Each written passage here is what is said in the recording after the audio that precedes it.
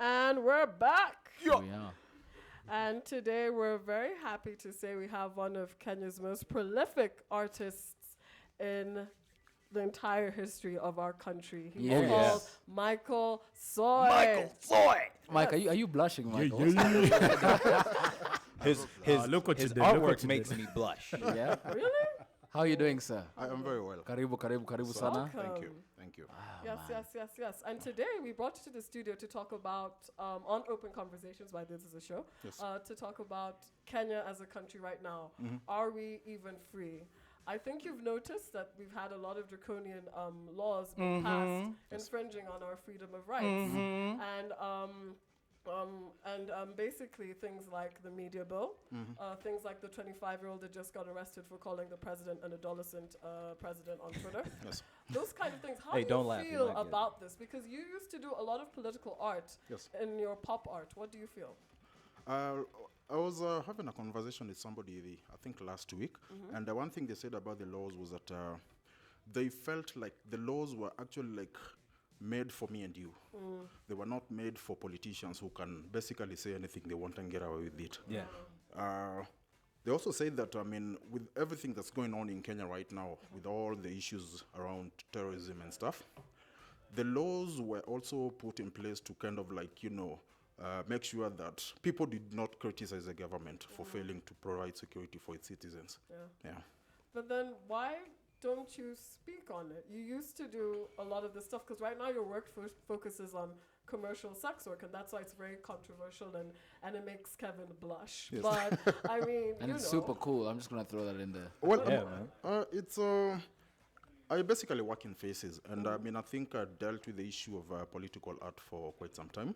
I actually did it for close to 4 years. So what happened is I decided to move on to something else, and everybody is usually very critical to, when it comes to issues that evolve around government, and government is not doing this, government is not doing this. But at the end of it all, people also need to kind of like, really look hard at themselves and, and is that why you did the commercial sex series? There's a big, huge denial that goes on around Nairobi when it comes to issues that revolves around commercial sex work. Commercial sex work is alive and well in Kenya. It is big business, and people are killing out of it. Kenya being a 75% Christian country, everybody goes to church and sings very loud. But at the end of it all, they don't tell you what they do on Thursday, Friday, and Saturday. So what I did is that I kind of like, I also want to create work that evolves around the things that I see. I want to talk about this. What I'm doing at the moment is I am documenting what is going on in Nairobi right now. And the issue of commercial sex work is big. It's very, very, people don't talk about it. And I felt like, I really needed to kind of like, document that part of Nairobi. So maybe probably a kid sitting in a class 10, 20 years from now can have a look at a book and kind of like, see what Nairobi was back then. I like your portrayal of men as well in the pieces, because you don't just focus on women using, the certain societal changes we're going through, a lot more foreigners coming in and different blends. But you've done pieces with men as well who just take advantage of these situations. Tell me more about that. What's that about? A lot of the work is actually like taken out of context. People look at it and see what they want to see. For me, the issue of commercial sex work, the kind of work that I do is work is based that is based on things that I see. I do not create these things. And what I want to do is that, everybody, if you have a conversation with any lady out there, they will tell you that, the people who go to strip clubs are, the local perverts who hang around in town and that kind of thing.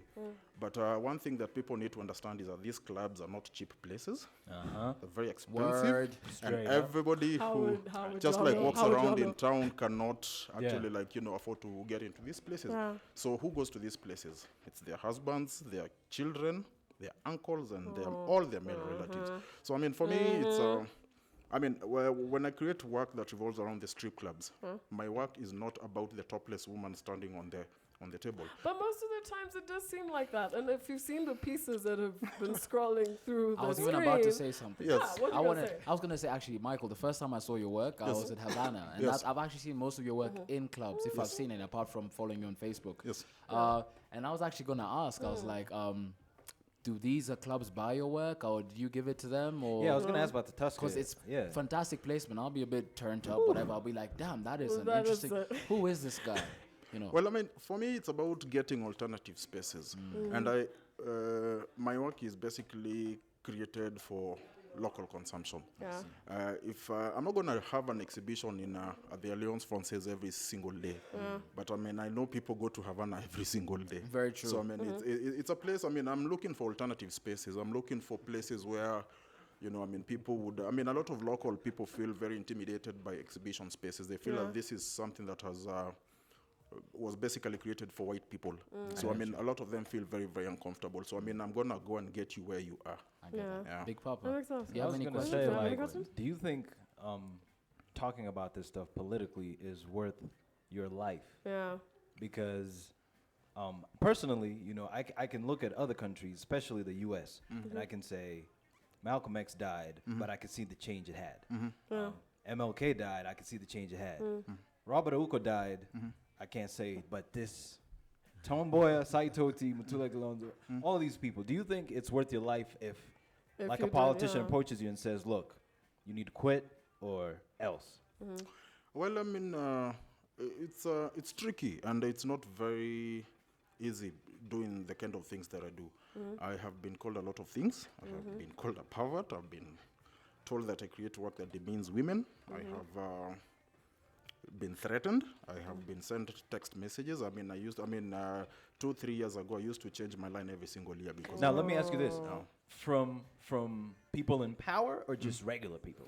You know, the problem is that, I mean, a politician will not call you. He'll Of get course. somebody to call you, you know. So, Get the hitman. so you have no idea who Like, calls you. who's you know. calling Olu, Yeah. get that guy. Yeah. So, I mean, also, I mean, the issue of being careful, I mean, at times is, you know, and when it comes to the freedom that, I mean, we are guaranteed in the Constitution, I mean, at times I feel a little bit Wary not of it, very sure. yeah. Yeah. You know. Yeah, because I saw your profile pic on Facebook. I'm assuming that's your daughter. Yes. Yeah, and Who's that's what working? triggered Yeah, that she's question. hot, yeah. And I was like, okay, if somebody comes up there and is like, you need to stop this, or it's your kids, or like, are you gonna say no, I'm gonna keep doing what I do, or are you gonna change your style or your message? I'm not going to change my style because I love what I do. Yeah. I mean, I quit a job to come and do whatever I do. And I mean, for me, it's like, you know, having a hobby that basically at the end of it all pays you, you know. And there's nothing as good as having a job that you love. True You know, that. get up in the morning and, you know, you're like, you know, really psyched up to go and work. And one last note before we wrap up and close this. Now that we've spoken about freedom and I mean the consequences of taking the opportunity of saying things, especially through art and what you do, what would you say to other people who are also in that struggle, who are also activists out there, maybe in the public, like one of us, Wange, other people want to talk about things going on in their community, because we have a problem in our country about just talking about issues, just being open and just saying this is what's happening instead of hiding it. And maybe that's why you've made some of your pieces exaggerated with the women's body parts and how the men are and everything and the colors. What would you say to people who are there, like you, who want to speak the truth? I mean, I guess, I mean, at the end of it all, people do things for different reasons. And the reason why I do what I do is because, I mean, I basically want to document this city. I want to document this country. You know, everybody else is doing whatever they can to kind of like, you know, make sure that, I mean, this society becomes good, you know.